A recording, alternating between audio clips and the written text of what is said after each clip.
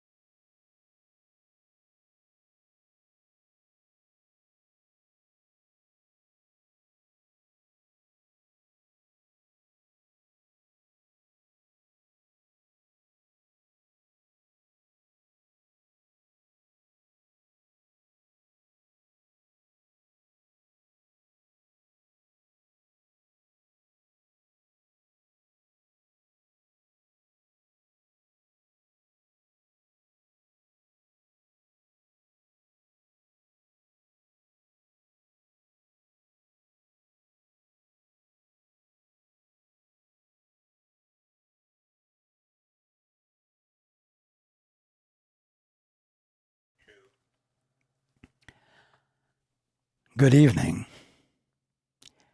and welcome to everyone who's joining us on the internet. I'm going to ask a question. After all of the gatherings we have had, after all of the Course in Miracles study groups, do you believe in healing?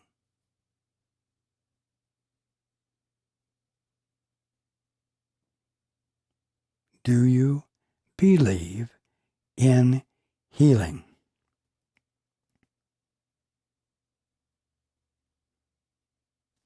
Well, what do I mean by healing? I mean the return of a situation or a condition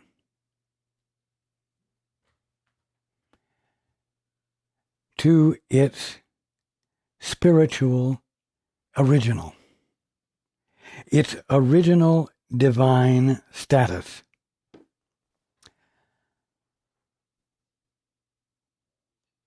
Healing isn't just having a better attitude,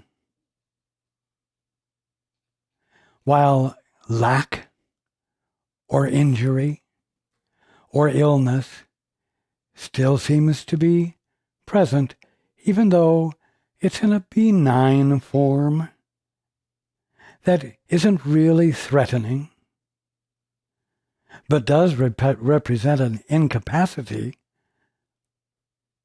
on you or an environment that doesn't allow it to function naturally and normally.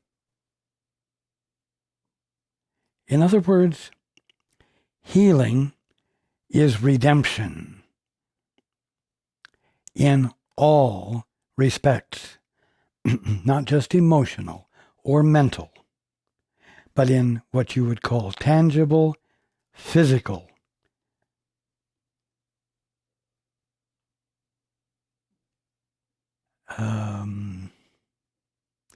terms. Do you believe in healing?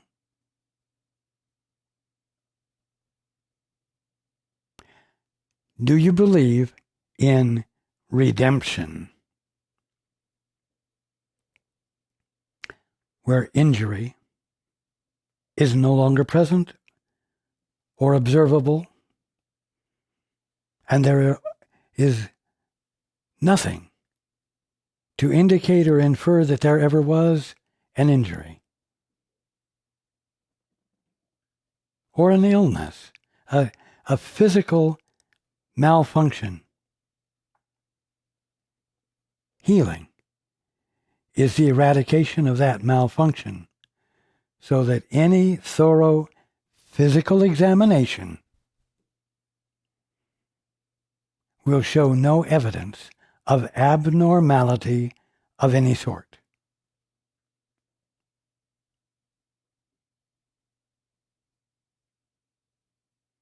Now, healing does apply to situations as well.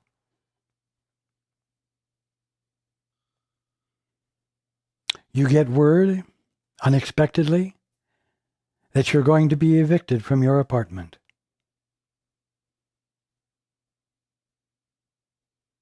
Or you get word that the company is cutting back and you're going to be laid off. You weren't in the best situation before you heard the news. And you have a family.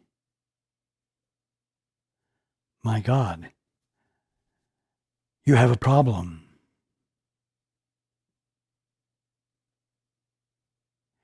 Now,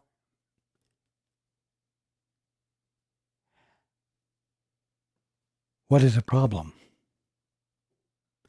A problem is a situation that you don't have an answer to. A problem is an assertion of lack that will be quite affective in your life that you do not have an answer for. It's the not having the answer that constitutes the problem, not the circumstance. And that's important. When something comes up in your experience of this sort, perhaps also it's a notification that you have an incurable disease that won't kill you but will debilitate you, or maybe it is a terminal disease and there's no cure for it. Again, you're confronted with a situation that you have no answer for, and you've been told that there is no answer for. Meets the definition of a problem. And under those circumstances, fear sets in.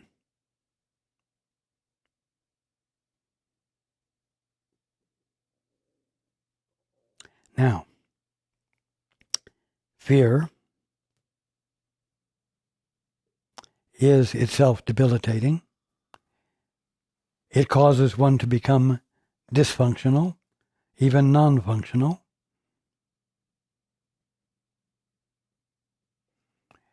It finds its engine, if you will, in your belief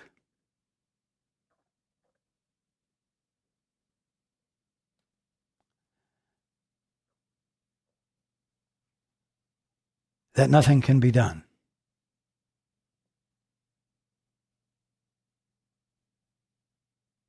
And it becomes so distressing that you become obsessed with the fear. It gets more and more of your attention.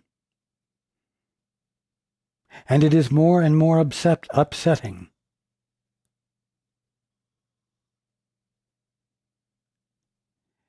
And as a result, you are in no mental shape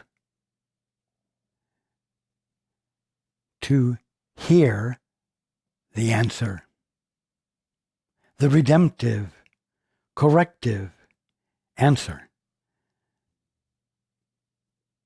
that brings the situation or the condition back into its original divine stature. Now, we've been talking for a long time about the holy instant and that its practice is one of doing the two-step, which means, as you know, shutting up. Shutting up what?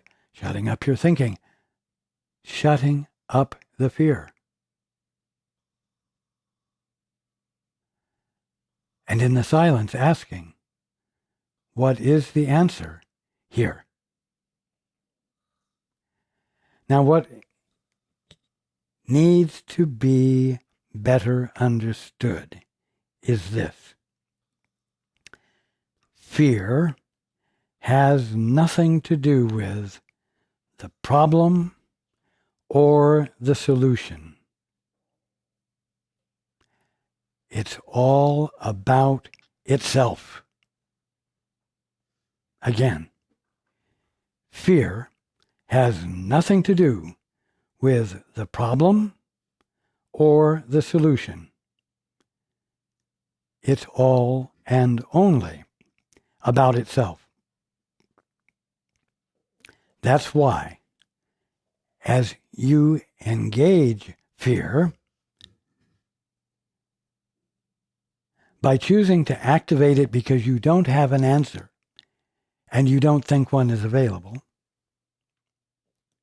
you, as it were, put yourself into a closed circuit, a circular circuit, which is repetitive and magnifies itself through its repetition.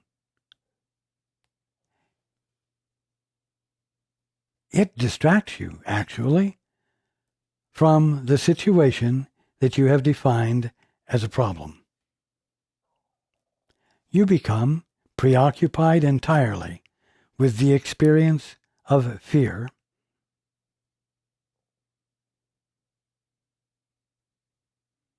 and because in its obsessive form, it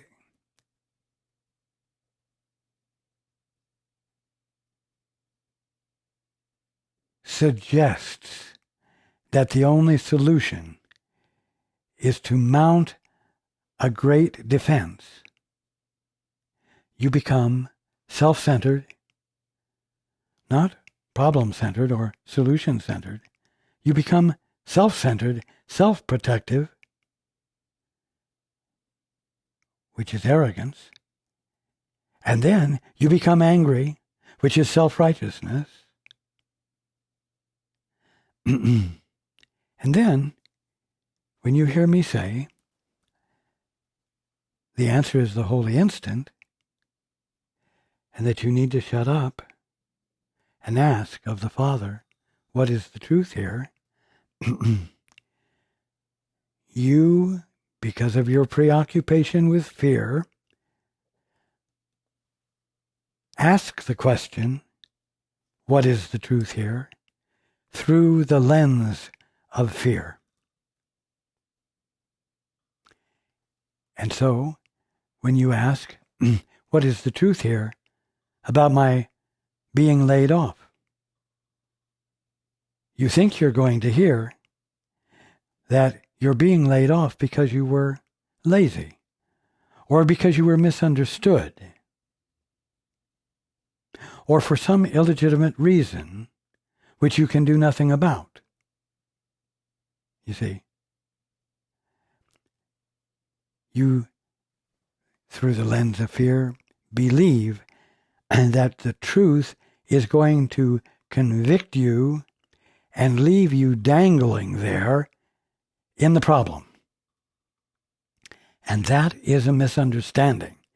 And that is what I am meaning to clarify tonight.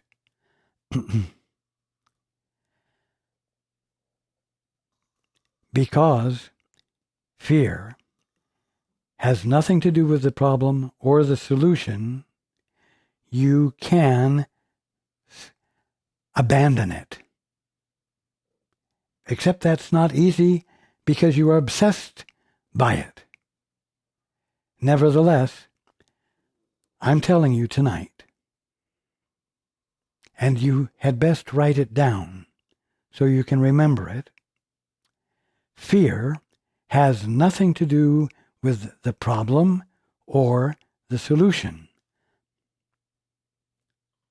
Therefore, to abandon fear is not irresponsible, it is not dangerous,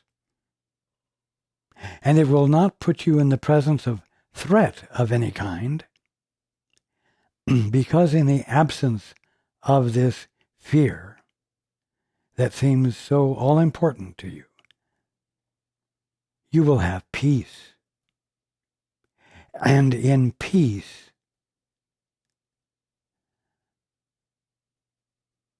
you can reach for the answer that is redemptive, because redemptive is healing. Redemptive is the bringing of the situation back into its divine, original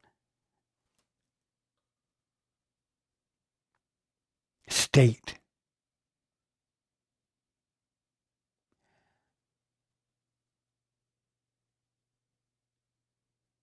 When you're caught up in fear, when you're obsessed by it, it's almost impossible for you to listen to the words, God loves you, or the words, you are the direct and full expression of God, from whom God has withheld nothing of what He is in your creation. It's hard to hear that, because your fear is that you are irreparably damaged and it's uncorrectable, and you're in the problem because of some innate flaw in you. That's what it boils down to. It boils down to a conviction of your incompetence, or that you deserve the problem. I've heard many students of the course say, when another student is having a problem, I wonder why God is giving you this lesson. I wonder why God is giving you this problem.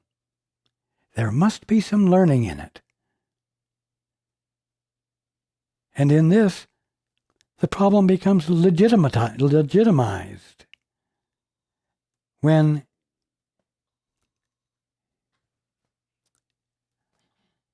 it is nothing but an illusion believed to be real that hasn't been challenged yet. Now, as I said, the problem is a problem because you don't have the answer. When you abandon the practice of fear, even though you think you've been overcome by it from some external source, when you abandon the practice of fear,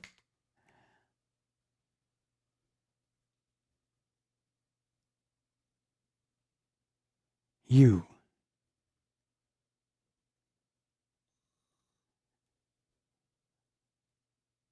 are in a position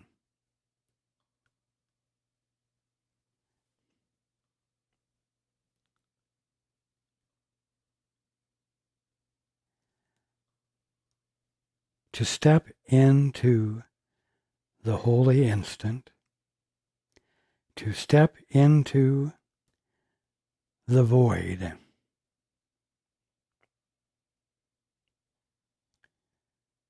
to move into the pregnant silence,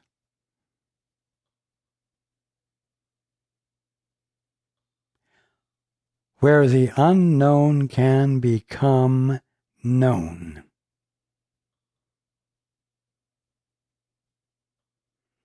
And here you are at another juncture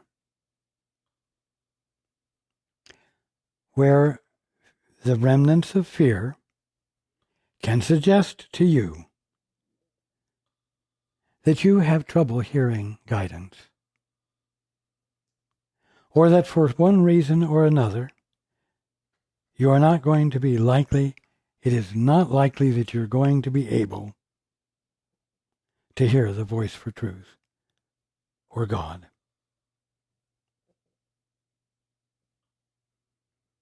And this is where you have to remember that there is a God, even though you're experiencing doubt of one sort or another. It's essential, because redemption is inevitable. Redemption, the experience of correction, the return to the spiritual original, is, I'm going to say ordained, but the only reason it's ordained or inevitable is because God, being all, never stopped being, God being all. And that fact is going to have to surface. It's inevitable that the allness of God will surface as something that has never changed. Therefore, when you practice the holy instant, and you ask, what is the truth here?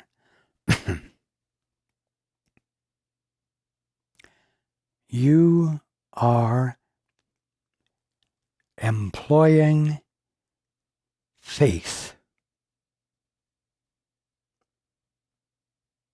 You are investing faith in the Father, in the Holy Spirit, in your guide, in me,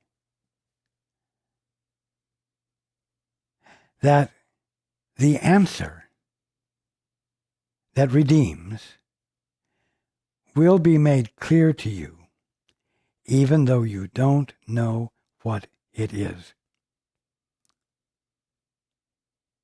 That is the whole point. The point of the holy instant is to return you to what you don't think you know, but which you do know because the Father placed it in you and is eternally placing it in you by being you in every moment as what? You in your own right, with your own personal capabilities? No, as Himself expressing.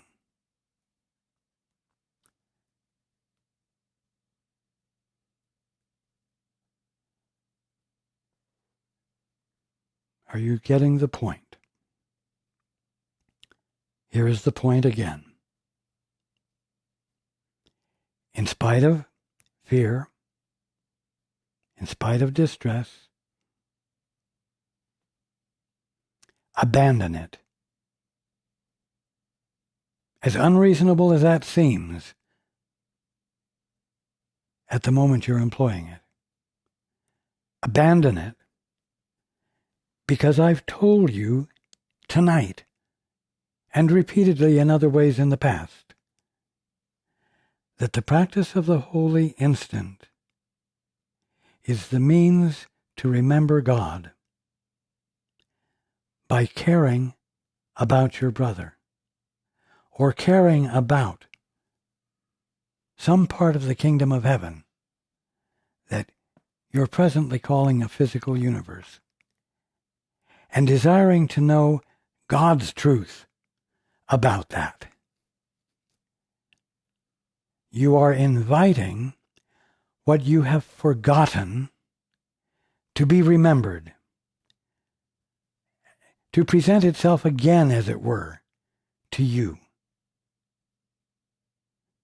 so that you might see that it's already incorporated in you, and it never left you, and your capacity to see the kingdom of heaven, where a miserable physical universe seems to be going on. The holy instant is, and the practice of the two-step is, a matter of leaning into the unknown on purpose,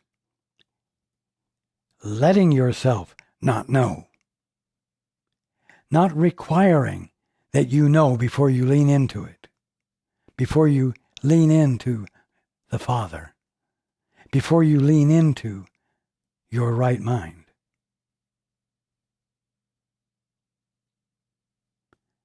It is a practice of leaning into the unknown so that the unknown can become known to you. It's called revelation. It's inevitable. It's the way waking up works. It is how the holy instant functions. You see, to say you have a problem because you have a situation that you don't have the answer to is to be stuck in a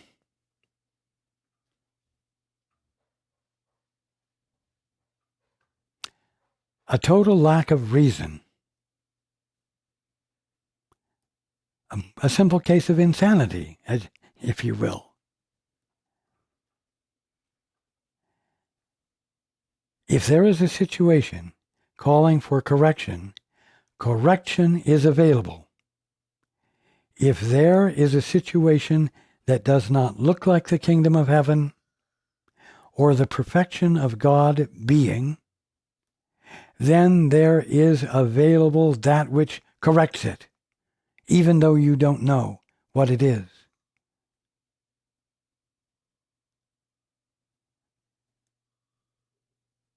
And you will not know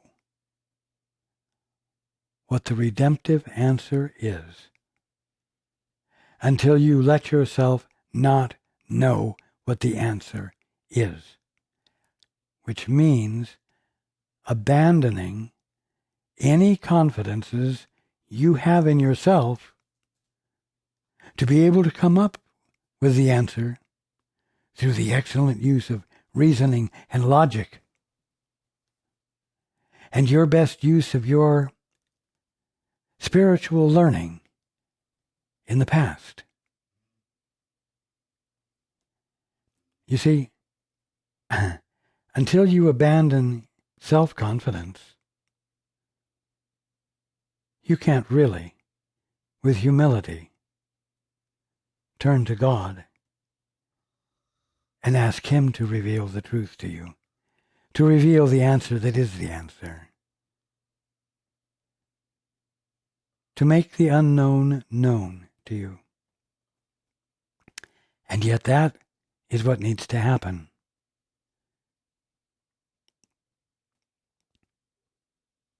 You see? You no longer need to labor under the misunderstanding of what the question means. What is the truth here? You no longer need to labor under the idea that it is somehow going to convict you. Oh, it's karma. 3 lifetimes ago, 100 lifetimes ago, you did such and such, and now it has returned to haunt you. You see? All that does is legitimize and consolidate the factors that keep you ignorant, stuck, miserable. It's not the answer. That's not the unknown having been made known.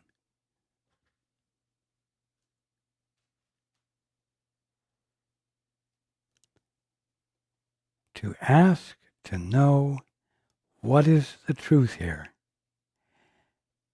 is to be a joyous question, a joyous process, because you can anticipate learning something exceptional, something beyond anything that you would imagine from your independent standpoint.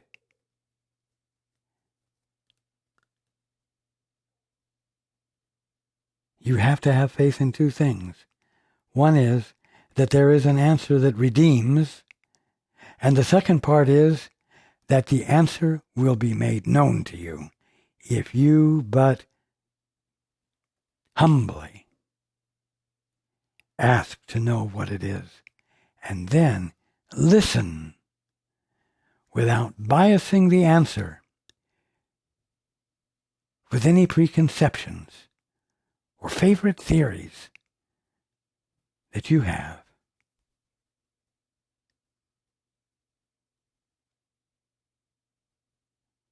Faith is the big word.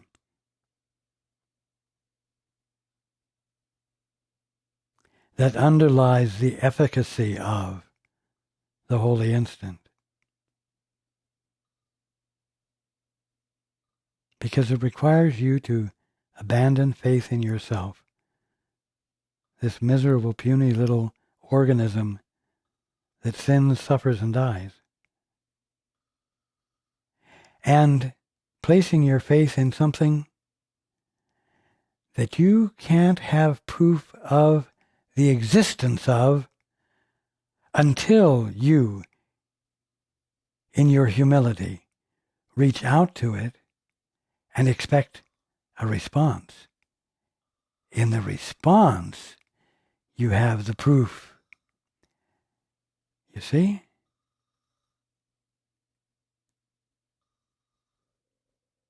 It's very important. It's very important. Answers redeem.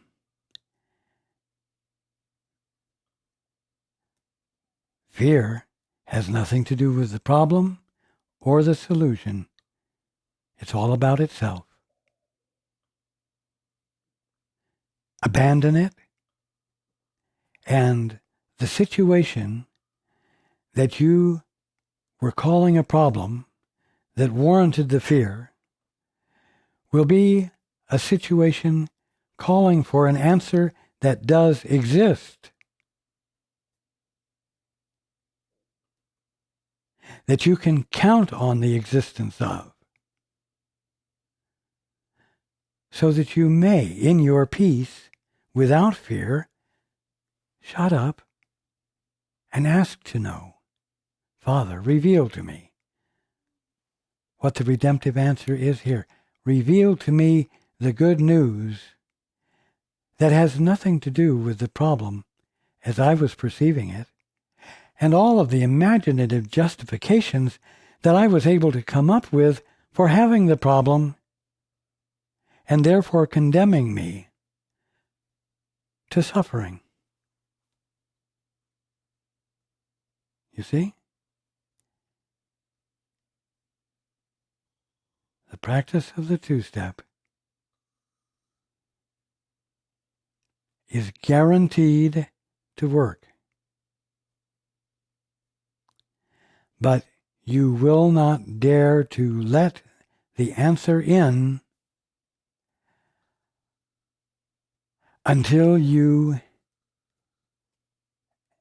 are willing to believe that the answer will not convict you, but release you. And it will release you by revealing God in every aspect of the situation, in God's perfection, which will mean the disappearance of injury and the evidence of injury. It will be the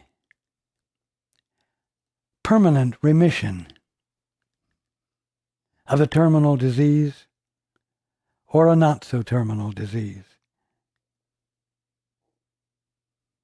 It will be the returning to the spiritual original, everything about you, including your awareness that you are unequivocally worthy of God's love, which means His sharing with you His answer that transforms your mind, as well as your ability to see the tangible evidence of the truth of what God is being, as a redeemed world that will be obvious to you as the kingdom of heaven.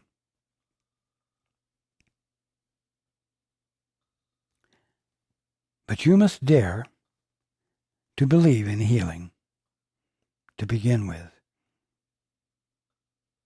And you must dare to silence your fear. And you must dare to lean into the unknown with a confidence that what was unknown that redeems the situation will be made clear to you, revealed to you. And the joy of it will inspire you in every other situation where the holy instant needs to be practiced, presents itself. And you will not get hooked by fear, which is all and only about itself.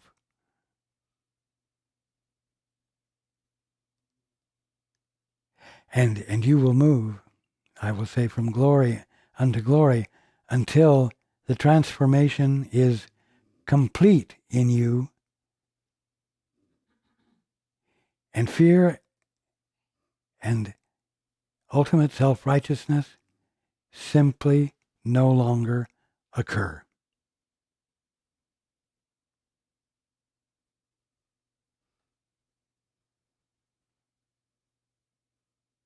This is the good news.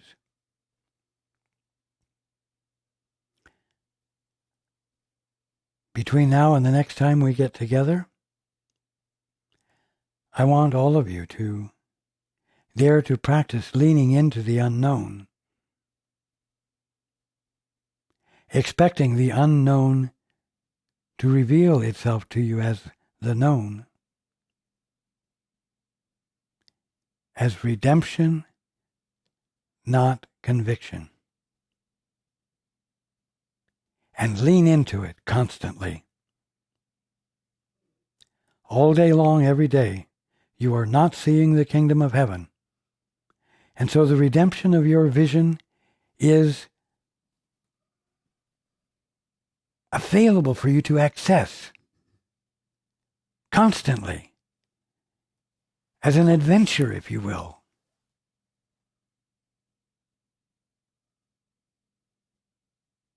You see?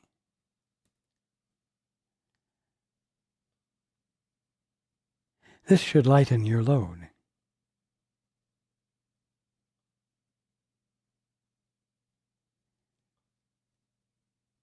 And cause you to be able to cast off illusions that burden you falsely.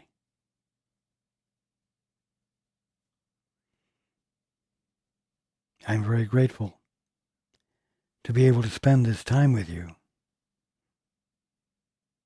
and to share these things with you, because your practice of them will awaken you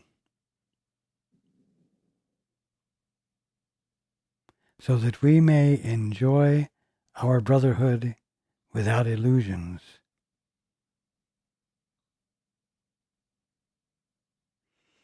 I love you all, and I look forward to being with you next time.